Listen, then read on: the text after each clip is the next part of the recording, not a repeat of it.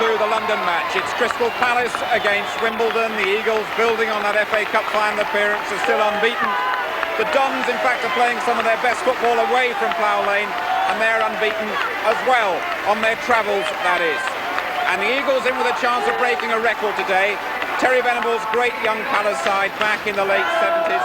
They went 9 games unbeaten at the start of the season when they came up as second division champions, and Palace have already equalled that record. So a good result for Steve Coppell's team here today, and it's 10 out of 10 in every respect. As always on the London match, our cameras are at every other first division ground, and you can see all the first division goals a bit later in the show. Our special report, that comes from another London derby, from Upton Park, where it's West Ham against Charlton. And in fact, as a special bonus, no matter which London League side you support, you can see what they've done this weekend. First off, though, great atmosphere here at Selhurst. It's the Eagles against the Dons, and your commentator is Brian Moore. Crowds in the first division up again this season, and that goes for Palace too.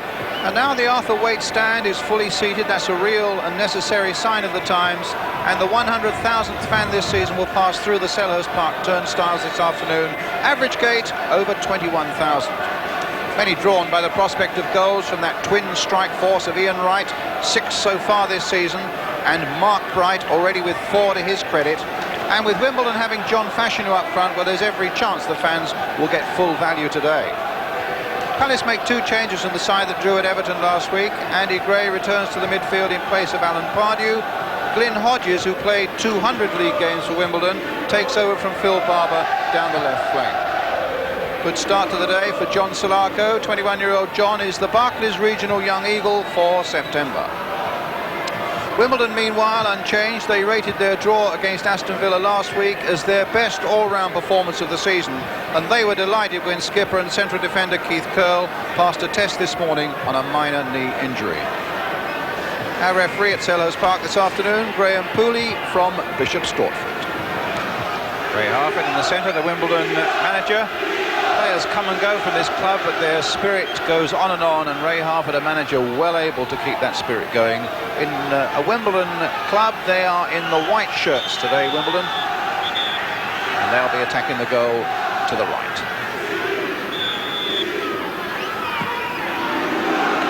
And instantly a touch of the Dutch goalkeeper Hans Seggers.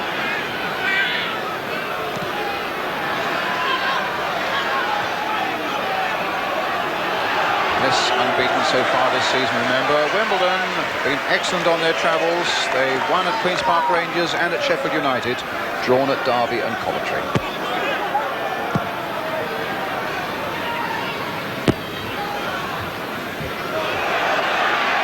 Phelan putting it away.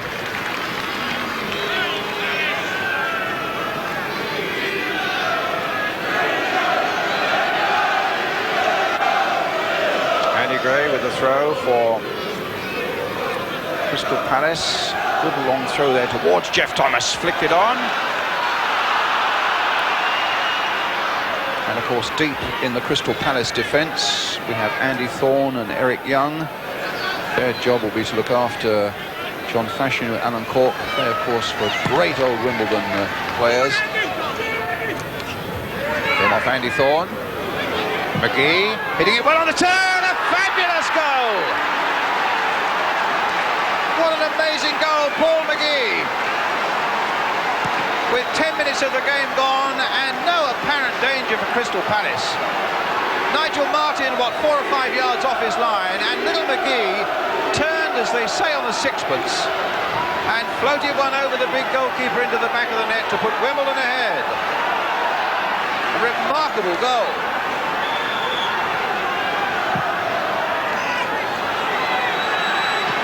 Wimbledon keep this good away technique of theirs going.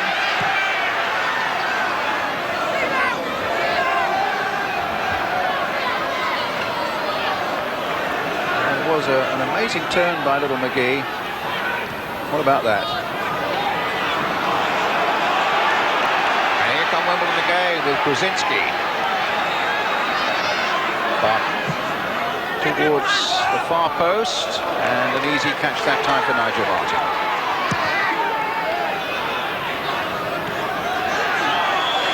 Free kick this time to Crystal Palace.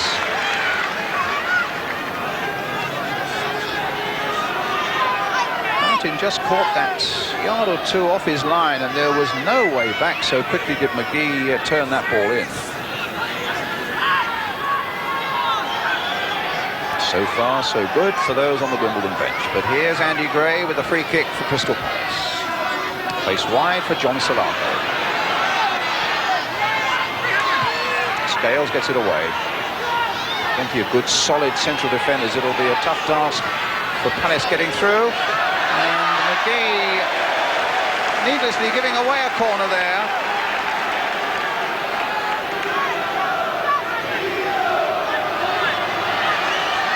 So Salako with it. The threat of Thorne and Young up from the back at that near post. And Wright first to show. Nipped in there towards Thomas! An equaliser!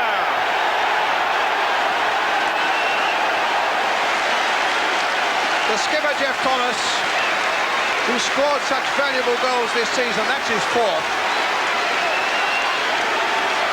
Paul McGee, who scored for Wimbledon, gave away that corner, and Wimbledon were punished for it. Wright did so well, floated in the perfect cross. Thomas was on the end of it, and Palace are level.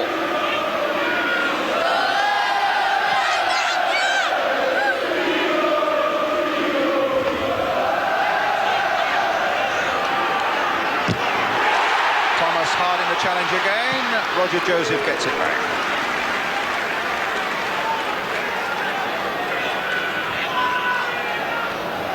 Good captain's example there. As I say, his fourth goal of the season. And you mustn't underestimate the excellent work of Ian Wright leading up to it. And everybody was looking for those big men at the near post. Wright took advantage of it, floated in the perfect cross for Thomas.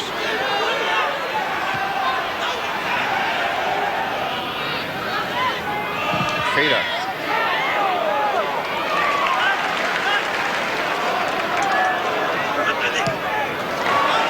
Hodges. There's the chase on for Bright this time. Seggers. Now what about that for a bit of ball control? And a long ball forward, an excellent one too for Warren Barton to chase.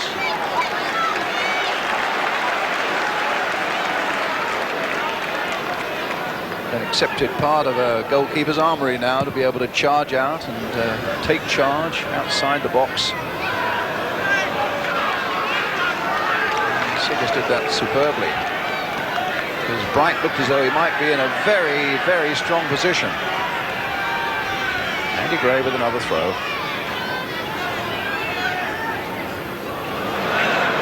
At the second attempt. Ian Wright. Gray to Wright. Crossing again. Bright with a touch. Flicked over by Seggers. Bright and Bright causing problems again. And another corner for Crystal Palace.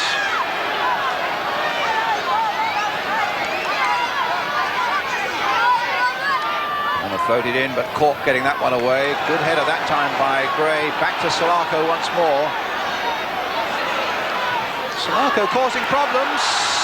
Thorne was in there, couldn't quite gather it up though, and Barton in the end gets it away for Wimbledon. There's Nigel Martin doing the same thing at the other end, finding Richard Shaw. Good game developing here now as Shaw plays the long ball forward towards Hodges, and Dean Blackwell with the header for Wimbledon. Hodges in, Phelan intercepts. McGee goes off on a run.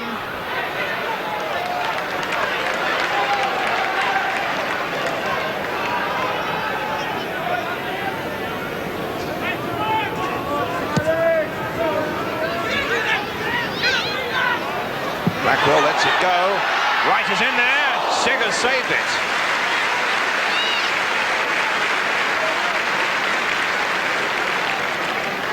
From the moment that young Dean Blackwell decided to let that one bounce instead of going for it, they could have been in trouble. Wright climbing so well, but Hans Seggers equal to that one.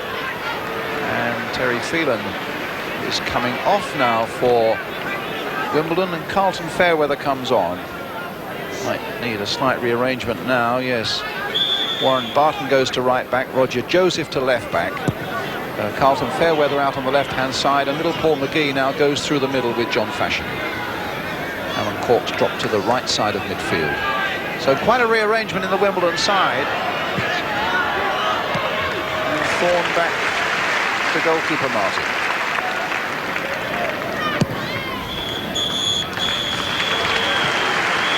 A good, skillful, competitive first half, and those 2 goals were filled with skill. It was a lovely turn by Paul McGee that put Wimbledon ahead, and then some great work by Ian Wright, leading to that close-range header from the number 8, Jeff Thomas, to make the equaliser for Crystal Palace. Half-time at Selhurst Park, Crystal Palace 1, Wimbledon 1.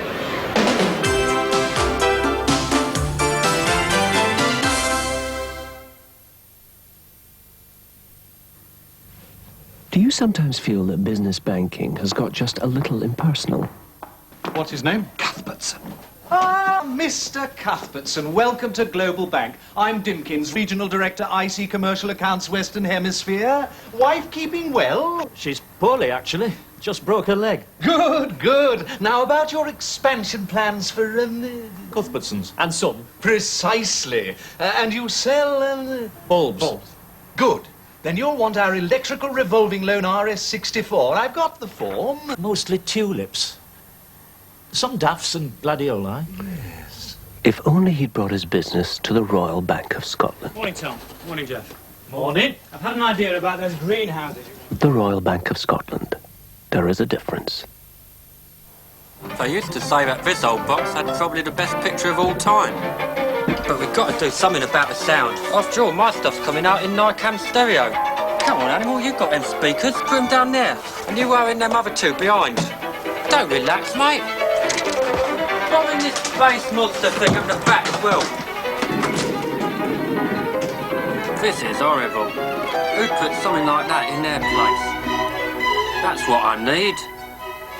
A Ferguson sound line. It's got 5 speakers in it already. That's a monster sound, isn't it, Animal? Even when I'm on it.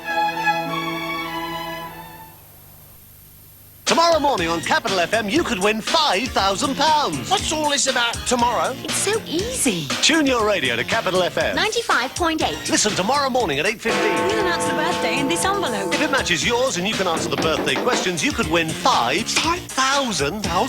Oh. Now, let's take this from the beginning. Somebody's going to win £5,000. Tomorrow morning at 8:15 on Capital FM. Easy money. When you are trusted to make deliveries to as many places as UPS, you need a vehicle or 2, a few planes, even the odd tuk-tuk. But if this were all we had to make your international deliveries, we'd be in deep water.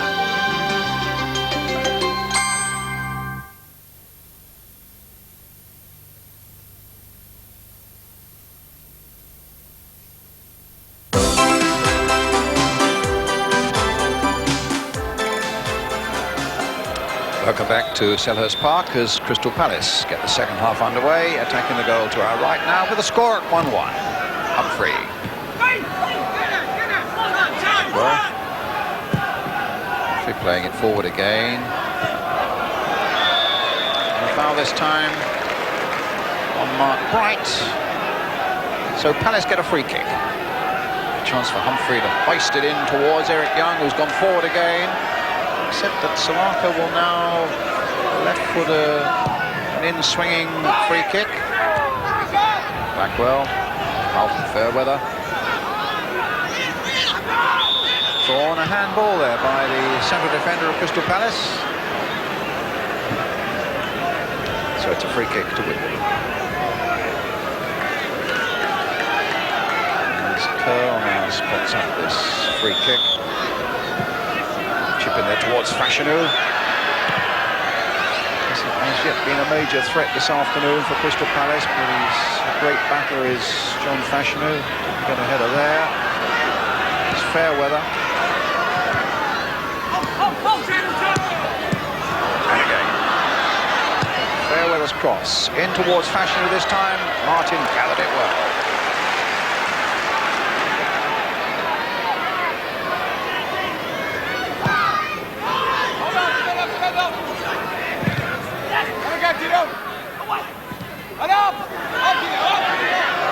Wimbledon unable to make a lot of progress at the moment. And now Krasinski.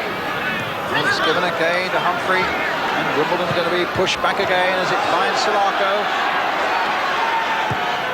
Held in again, weird right, good ball by Salako, right! And now Humphrey! There's a goal! John Humphrey!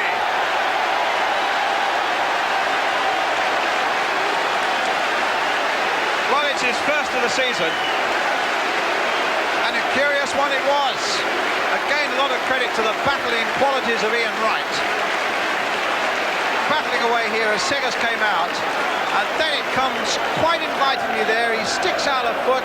Seggers can't get back. And John Humphrey scores his first goal of the season, leaving Andy Thorne now as the only outfield player in this Palace side who's yet to score this season. And Palace go 2-1 ahead.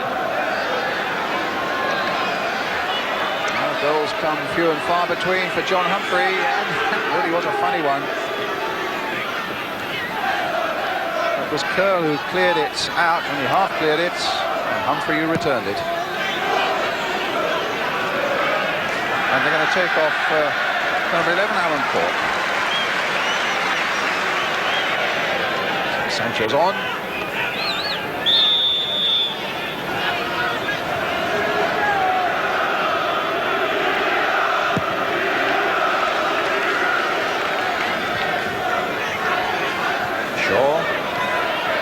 Krasinski, Fashanu, backheel by him to Fairweather, tries to get it through to McGee again, against the post.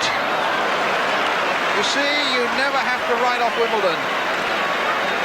They were so close to that equaliser then, and little McGee, well, it wasn't quite a thumbs up, it was a good ball played there, the back heel by Fashanu, and a lovely ball played in by Fairweather, and suddenly the other end, right is through, and that's stopped by the legs of Seggers. Real end-to-end. Still 2-1 to Crystal Palace. Fashanu down for Krasinski. Here's McGee again. Played it now for Sanchez. Trying to get it through to McGee once more. Fashanu rifling it there, and a good save by Martin.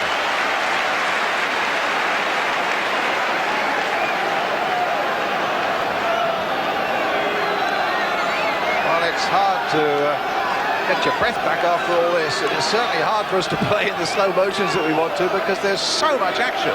Here's another corner coming up. Paul McGee with it for Wimbledon. Fisted away by Martin. Only as far as Krasinski. There's his header. Shaw stabbing it away. And now Humphrey on the break for Crystal Palace. Wright's up there with him. Good work by the fullback. Wright getting in there, but he runs straight into Curl. Football now. Down on the bench. Crystal Palace manager. In the meantime, it's Fairweather. Played into Fashanu. Stopped by Young. Played wide again there, but here's Salako. Back to goalkeeper Martin. Coming up to the last quarter of an hour now.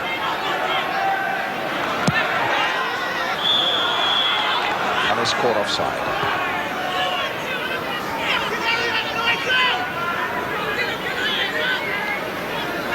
See how far forward the Wimbledon back line had gone. There's that offside free kick. What, 6 yards inside the Wimbledon half. Nonetheless, Hans Seggers is going to take it. He needs to get back now fairly quickly. Here comes Salako. Andy Gray just inside. It's that run well, and a good ball played to Mark Bright on the far side. Turn trying to get Glyn Hodges in. There's the cross. Salako! That should have been number 3.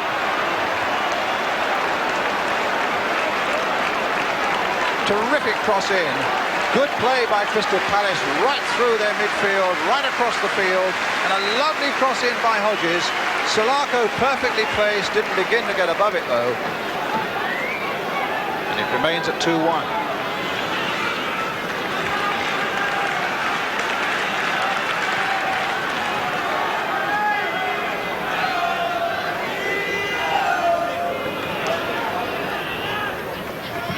Right. 3. Salako. Missing towards Mark Bright. Played down for Andy Gray. That's number 3. A beautifully worked goal by Crystal Palace. Just look at the delight on the faces of those Palace fans. They got the perfect view as Andy Gray powered in to apply the finishing touch. Salako's had an excellent match. There's his cross. Bright knocks it down. The break from midfield unmarked, and a punishing finish by Andy Gray.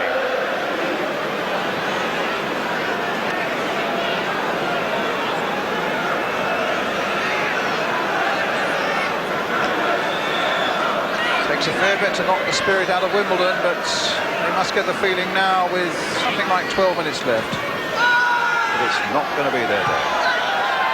Except there's McGee, but he's caught offside.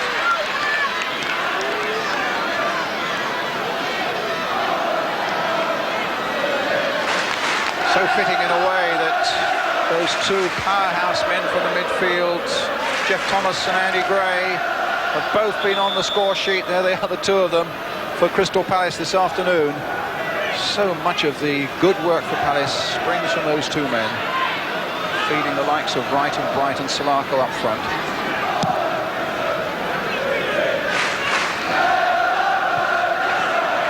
Salako. Turns Sanchez inside out there. There's his little cross towards Mark Bright. And Seggers just stopped that from crossing the line. It's a really attractive looking Crystal Palace side. And you can see why they've had such a good early season run. And here's Wright again for them. Seggers into action again. It might come for Bright. Brought down. Now, does that go down as a professional foul? Well, the referee's calling Hans Seggers to him. The crowd have got the mood. They are saying off, off, off. That'll be a little on the harsh side. Now, what's Mr. Pooley going to do? There's no doubt that Seggers impeded Mark Bright. It's a yellow card. He had to take some action, and I feel that that is the sensible action.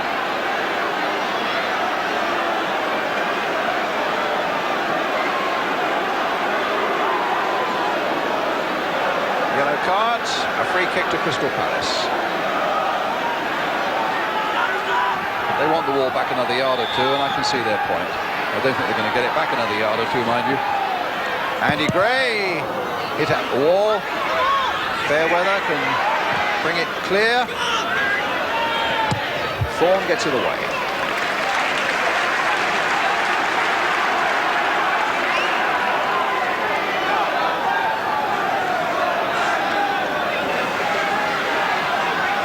Roger Joseph with the throw for Wimbledon.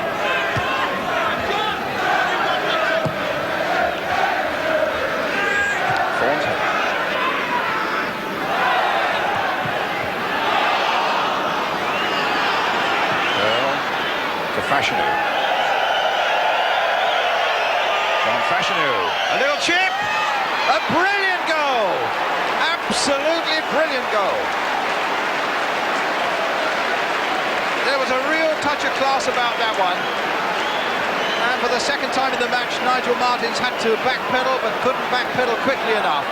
Beaten by a truly brilliant chip there by John Fashanu. Into the back of the net. And Wimbledon are back in it at 3-2.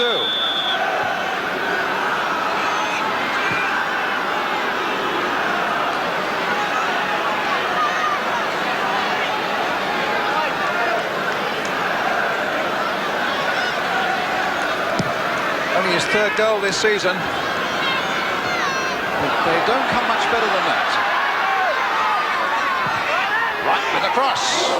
Flicked away by Seggers. This is a wonderful game. Hodges plays it in once more. Curl.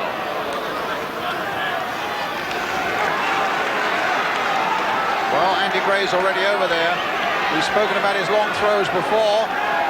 And there's another one coming up now. It's the perfect position for it. He plays it, in fact, short for Wright, who'd made a good little break there.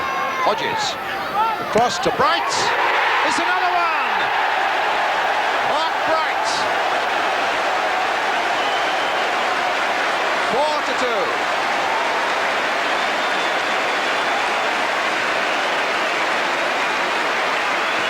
It's raining goals here at Selhurst Park at the moment.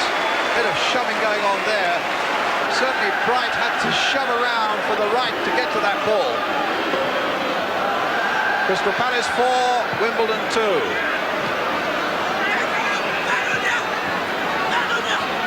And I don't think we're over yet. Fairweather.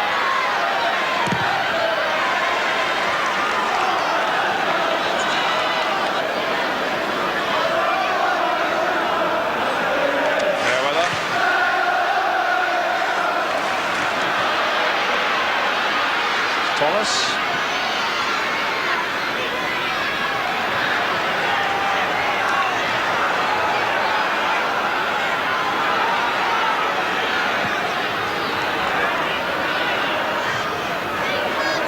Sanchez. Barton.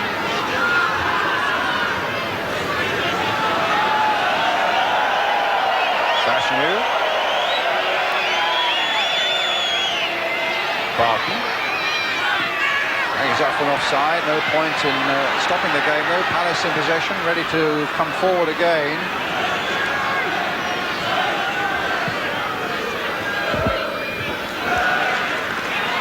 Barton.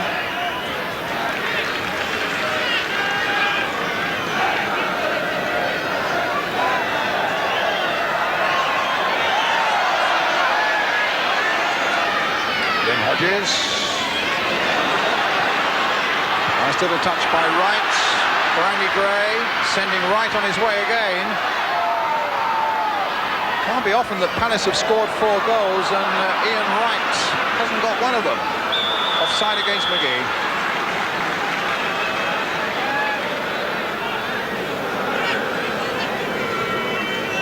Well, he was the top scorer last season with 15. That's his 5th this season. That's up to Mark Bright again. Played down for Salako. Trying to get it through to Ian Wright. Stopped though by Keith Curl. Up to McGee for Wimbledon. And away goes Carlton Fairweather. Brzezinski outside him. Fashanu waiting in the middle. Too deep for him. Inside the last 5 minutes. Right little touch there for Bright. Back for Andy Gray. Great lot of space on the right here for Salako. And a lot of space on the left, which Gray means to exploit for Glyn Hodges. Good cross in there. Maxwell gets it away. Only as far as Hodges again.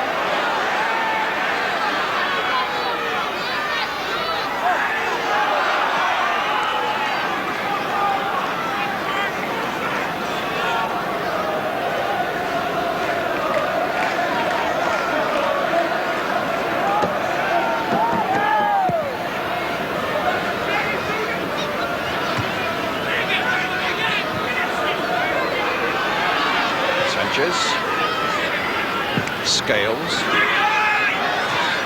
Might come from McGee. Not another one, surely. McGee. Splendid goal. 4-3. Some really nifty footwork there by the little Irishman. Work again by Carlton Fairweather. Turned his man well, went round the keeper and slid it perfectly into the back of the net. 4-3, and here we go again. This time it's Mark Bright. To Salako, back for Bright. Wright waiting in the middle.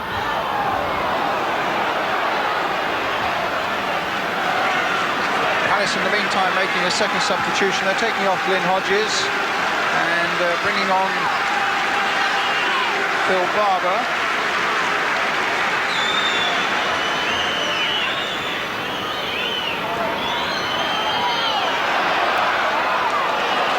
free kick, or rather a throw to Crystal Palace once more. Richard Shaw will take it.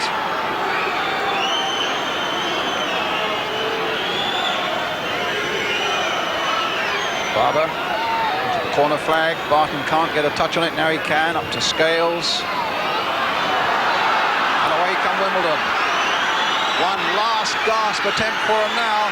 Brzezinski finding Joseph. Fairweather away on the left. Joseph playing it forward towards McGee, who's looked so dangerous for most of the afternoon and scored 2 of the goals. Given away there by Andy Gray to Carlton Fairweather. Crossed in by him, and Sanchez so close.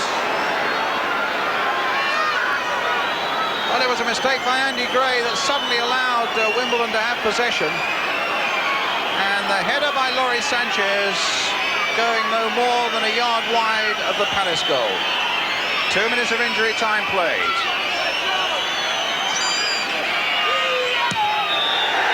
And a fantastic South London derby comes to an end. A derby of 7 goals, won by Crystal Palace by 4 goals to 3. Andy Gray was one of the scorers. Thomas, Humphrey and Bright, the other scorers for Crystal Palace. John Fashanu got 1 for Wimbledon, and little Paul McGee scored a couple. Great action from first to last. Played in a splendid spirit. Enjoyed by the crowd, whether they favour Wimbledon or whether they favour Palace. And Palace keep that unbeaten run going, 10 games now from the start of the season. That's a record for them. Well, as you try to get your breath back, let's just say the final score then here at Selhurst Park. Crystal Palace 4, Wimbledon 3. Well, Ian, you're leading a Palace of the 90s, as it were, and you provide us with rich entertainment today. Yeah, it was a good game. That's what the people pay to see, really. There's 7 goals in it, 7 good goals. And, you know, it's good to see so many people in here enjoying the game, really. That's the main thing. Are you personally disappointed not to have been among the goals yourself? Well, as a striker, you're always disappointed not to score when a game's got so many goals in it. But, you know, we won in the end, and I had my chances to score. It was down to me, so I'm not really bothered about it. We got the result that we wanted. But they're talking here that your partnership with Mark Bright is the best they've ever had here at Palace, and you've guaranteed you're going to be around for a few years yet, the two of you. Well, yeah, we're quite happy. They can give us first division football, and that's the main thing. You want to be playing at the top level, playing with the best, and they've given us that, and we've just secured ourselves here for a little while. It's a great understanding between you two. Yeah, well, mainly what we do, we just play off the cuff, really. As long as we can stay quite close to each other, then, you know, anything could happen. He gets some good flick on sometimes, and, you know, I get on the end of it sometimes. That's the way it goes, really. Big man and little man. Now, your manager, Steve Coppell, prefers to stay out of the limelight. He didn't want to talk to us this weekend. Yeah. Just spell out for us what he does for you and the team. Well, really, all he just says to me, just to play to my strengths in the last third, get it to feet and try and, you know, bring other people into the game, really. He doesn't really harp on about too many things. He just wants us to play the best we can in the last third. We're very direct, as Wimbledon are, and it was for a good game today because there was 7 goals. Because when we get the ball into the deep end, we get it into the box. That's the main thing. You've got a lot of pals in the Wimbledon team, and yeah. I would think you've got a few tributes to pay to them today. Well, yeah, I thought John Fashanu, the big man, you know, came under a lot of fire from our fans unjustly today, and just chipped one in brilliantly today, just the way to answer a crowd who's giving you a lot of stick, really. You're hanging in there in the top few clubs. I mean, is it a question of just doing that and hoping that the Liverpools and the Arsenal slip up a bit? Well, the main thing is, like, you got to get your results, because if you look back on past, you don't see them slipping up too much because they've got so much experience. So the main thing to do, really, is just keep your results going, and hopefully you can get something from them if they do slip up eventually. Good. Ian, well played today. Great entertainment. Thanks very much indeed. Cheers. Thank you, Ian. And a lot more entertainment to come on the London match. Special report from West Ham. All the goals scored in the First Division of the Barclays League as well. And we'll be right back with that very shortly.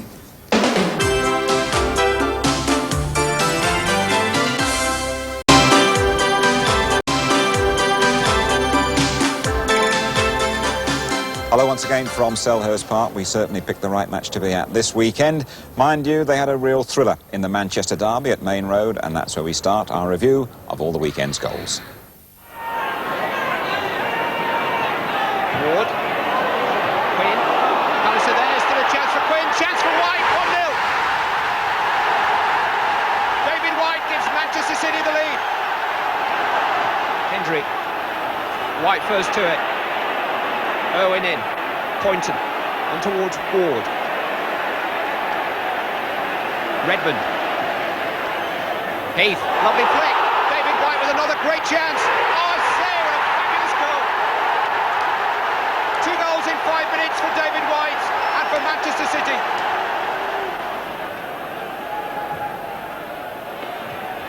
Hughes!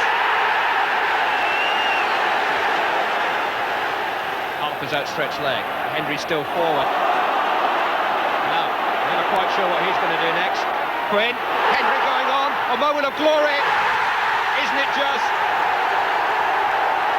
Flying high, Colin Henry makes it 3-1 for Manchester City. Ian Brightwell.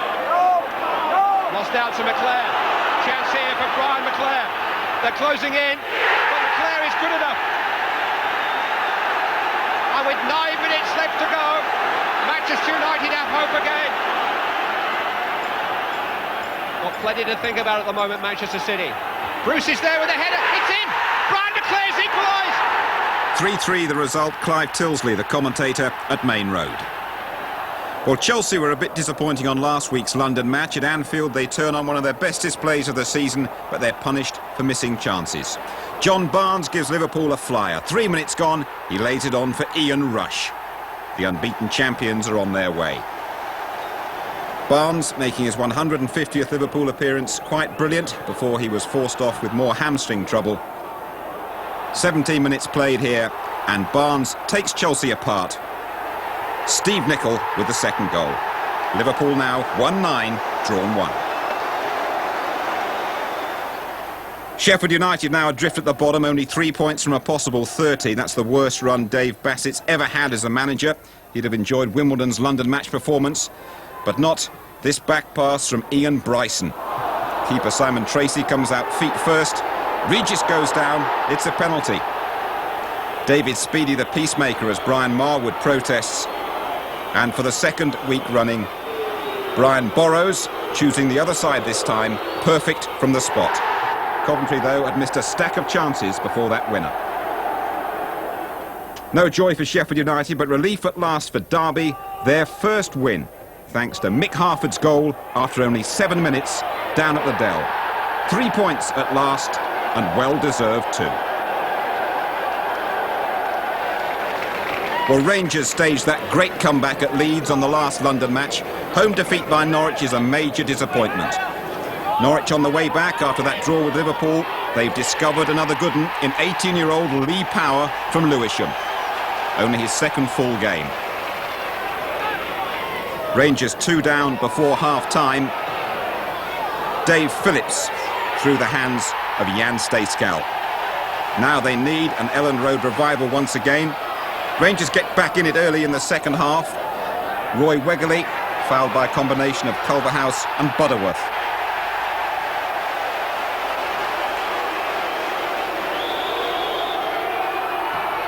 And that's Roy Wegerle's 10th of the season. It means he's the First Division's top scorer. But Norwich, back playing some lovely football, clinch it with a 6-man move, and one of the goals of the day as well. It's Lee Power, the Lewisham boy. A super finish. Norwich's first win at Loftus Road for 14 years. It's 10 league matches unbeaten, and that's Arsenal's best start for more than 40 years. A really entertaining match too at Highbury. Just 1 goal in it. John Kay, a rash challenge there on Anders Limpar. Needless, really. Sunderland, no complaints about it. And it's Lee Dixon successful from the spot. A good omen for the Gunners. The last time they started like this was back in 1948, and they went on to win the title that year. Danish international Lars Elstrup is the man getting all the goals for Luton these days. Up to yesterday, they'd all been scored away from home. That's his first at Kenilworth Road, 24 minutes gone, number 7 of the season for Elstrup.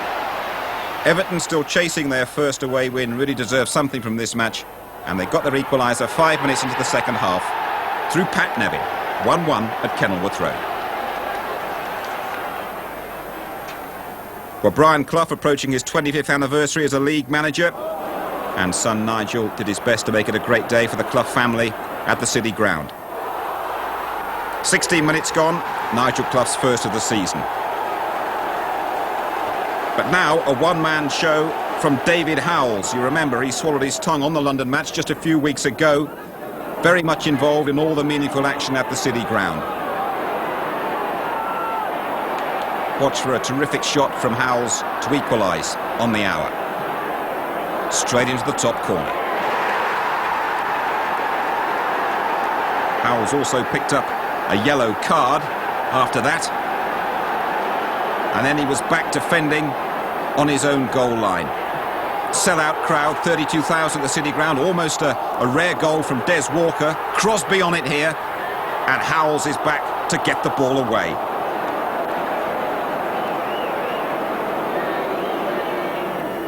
Very last seconds of the game. Naheem's corner, and Howells used to be a centre-forward. A brilliant finish from him. Spurs still unbeaten. And next Sunday, live on ITV, the ultimate test, Liverpool at home. Here's winning manager Terry Venables and Martin Tyler. It's a great start for us, but as you say, Liverpool have done so well. It's just taken the shine off it, but we can only do what we can do, and from what we've done so far, I'm very pleased. And games like this, where do you feel special to be part of it? Because it was, I called it a classic. Yeah, I think it was a classic, and I thought both sides always played football, and it was an excellent game. And that's how the First Division looks this weekend. The gap still 4 points between Arsenal and Liverpool. All those top four clubs unbeaten, and Manchester City and United making up the top six. And now we go to Upton Park for West Ham against Charlton. The Hammers are still unbeaten. Lenny Lawrence's Charlton boosted by a fine win at Newcastle in the week. And the Hammers today unveiling a special area for the disabled. This report comes from Mark Todd. Today we've come to Upton Park, not previously known for its welcoming attitude to disabled supporters. In fact, the only ground in the league that had no wheelchair facilities whatsoever. But today, that's all set to change. Everyone is delighted to see a facility like this in Upton Park. I know lots of the supporters here. From now on, disabled fans will have 20 wheelchair spaces available, as well as toilet facilities. Ex-Hammer Trevor Brooking did the honours. West Ham soon had their newfound supporters on the edge of their wheelchairs. Recent signing Tim Breaker sparing George Paris's blushes. The Hammers found Charlton hard to break down, and it wasn't until just before half-time that Bob Boulder was forced into action. Martin Allen with the header. From the corner, he was again first to the ball, and he should have done better. Charlton do play football, but aren't afraid of the big punt. Alvin Martin will have to learn Czechoslovak for "it's mine" if he's to stay in one piece this season. Miklosko's acrobatics keeping things all square at half-time. Charlton began the second half in command, Robert Lee wasting this clear opening. And it was to cost them dear. A thundering free kick leaving Bob Boulder without a prayer. Martin Allen with his first goal Upton Park this season, 1-0 to West Ham. Now their tails were up. Trevor Morley clear of the defence. The same offence by an outfield player might have produced a red card. Bob Boulder escaped with a yellow.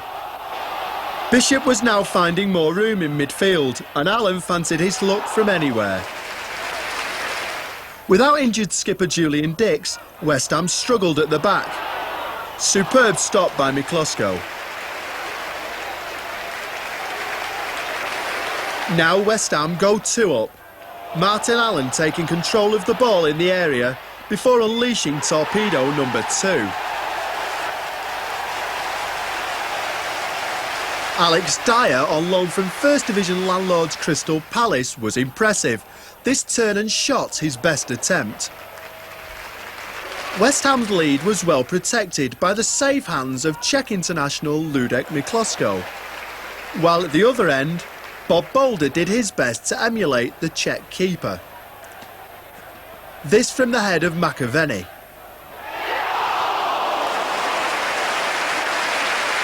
But Charlton pull one back. Minto's through ball finds Gordon Watson.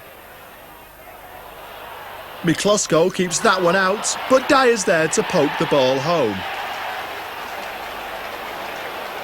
That gave Charlton 8 minutes to grab an equaliser, This jinking run and shot by Scott Minto was the closest they came. 2-1 to the Hammers, and Martin Allen's 2 fine strikes proving decisive. Yeah, I was quite pleased. I haven't scored yet at Upton Park, and so it's good to get off the mark here, especially with a couple. It's always nice, especially in front of your home fans. Before you scored, Charlton put you under a lot of pressure. Ludo pulled off a couple of good saves there. Yeah, Ludo's been an inspiration for everybody the whole of the season. He's, for people that haven't seen him playing, he's a superb goalie. He's very cool, very commanding of his area, and he's been like that all season. At times we've perhaps been a little bit lucky in certain games, and you know, Ludo's just been exceptional. Entertaining stuff down at West Ham, and I'm sure the wheelchair enclosure will be packed out every week. And our thanks to Mark Todd for that distinctive report from Upton Park. Now let's look at London's other 2 second division clubs. Watford coming up in a moment, but first an excellent day for Millwall against Sheffield Wednesday. This is some comeback by the Lions. They look right out of it after 10 minutes against slick Sheffield Wednesday, one of the best teams I've seen this season. David Hurst, Wednesday's top scorer, with a flying header. Hurst gets 2 excellent goals. His place was under threat. He hasn't, until yesterday, looked too good after injury. Watch for some excellent work in midfield by John Sheridan, who's having such a good season for Wednesday. That's his through ball, and Hurst is so quick. Number 11 of the season for him. Wednesday could have been 4 up by half-time, but now Millwall produce a great revival. O'Callaghan's free kick, Jimmy Carter, and that's 2-1. Wednesday unbeaten, don't forget, boasting the best away record in the division, and within a minute, Millwall are level. It has to be said, Wednesday weren't helped by injuries to defenders Nigel Pearson and the Swedish international Nielsen. Carter for Sheringham, number 10 of the season, 2-2, just over an hour gone. And 2 devastating late strikes for Millwall. O'Callaghan involved again. Lovely footwork here from Malcolm Allen. And a good finish. The Millwall manager Bruce Rioch is notoriously hard to please, but he called this one a superb Millwall performance. To cap it all, the Scot Alex Ray, 2 minutes into injury time. 4-2. What a match. Well, Watford have lost every home match. It looks as though that's going to change when they score with just over 10 minutes to go against struggling Oxford. Paul Wilkinson gets the credit, his 4th of the season. But would you believe it? Watford open up with just 6 minutes to go. A good run here from Lee Nogan, all sorts of confusion in the home defence. Mark Steen with the equaliser. A score draw at Vicarage Road. So Watford still can't win at home. They're level with Charlton, both on 9 points, and Oxford just above them on 10. Oldham now 4 points clear of West Ham at the top. West Ham up into 2nd place, above Sheffield Wednesday, and Millwall going pretty well in 4th. And now let's drop down to the 3rd division. We've got Leyton Orient and Fulham coming up. First, let's check on Brentford's form. On Friday night, they played Tranmere at Upton Park. Well, not the best of nights for Brentford. They had 2 men sent off and saw the end of their unbeaten away record. Tranny got 6 in their last home match against Mansfield. They take the lead straight after half-time. Chris Mulkin, the scorer, and Tony Park's wool out of his goal can do nothing about it. Brentford are quickly level. Skipper Keith Jones, the former Chelsea man, challenged by Jed Brannan, and that fall means a penalty.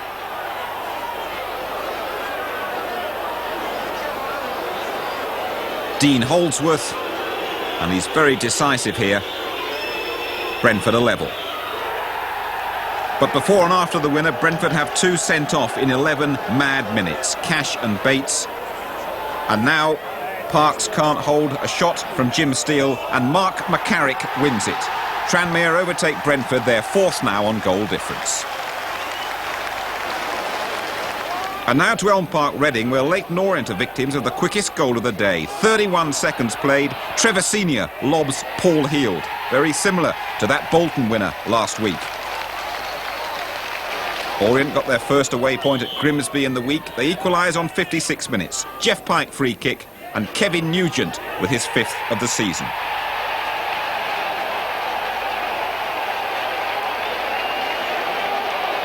Within a couple of minutes, the O's seal their first away win.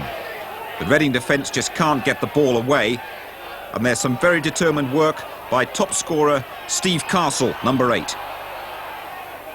And it's Castle, the creator, for Danny Carter. A boost for Orient. They're at Palace in the Rumbelows on Tuesday night. And now our first look at Fulham. They're recovering well after a shocking start. Exeter, the 4th Division champions, not really the best of travellers. Fulham a goal up on 18 minutes. Martin Pike off the post. It's a strange equaliser though for Exeter. After this corner, handball I presume against Leroy Rossignol, spotted by referee Kelvin Morton. Rossignol on loan returns to West Ham this week. And Gordon Hobson, once of Southampton, deceives Jim Stannard. 1-1, 33 minutes gone. Within a couple of minutes, Exeter are in front. Steve Neville for top scorer Richard Dryden, his 6th of the season. Well, we've seen a great comeback from Millwall, and now it's Fulham's turn. Gordon Davis, well, was he offside there? He's allowed to run on, and you can see why he's broken Bedford Jezzard's 35-year-old club scoring record. But the Exeter substitute, Ben Rowe, is so incensed by what he believes is an offside goal, he gets a red card without even coming on the pitch. Last quarter of an hour, some splendid work from Mark Kelly and a super shimmy from Davis. They loved that one at the Cottage, and Fulham's season getting up ahead of steam thanks to Ivor the Engine. And that's the end of an action-packed hour, the end of the London match for the moment anyway. The live match is back next Sunday at 2:55, and it's Spurs against Liverpool from White Hart Lane. Well, I reckon we saved the best till last here. Great entertainment from the Palace and Wimbledon as well. Our thanks to both teams for that. From us all at Selhurst, bye-bye.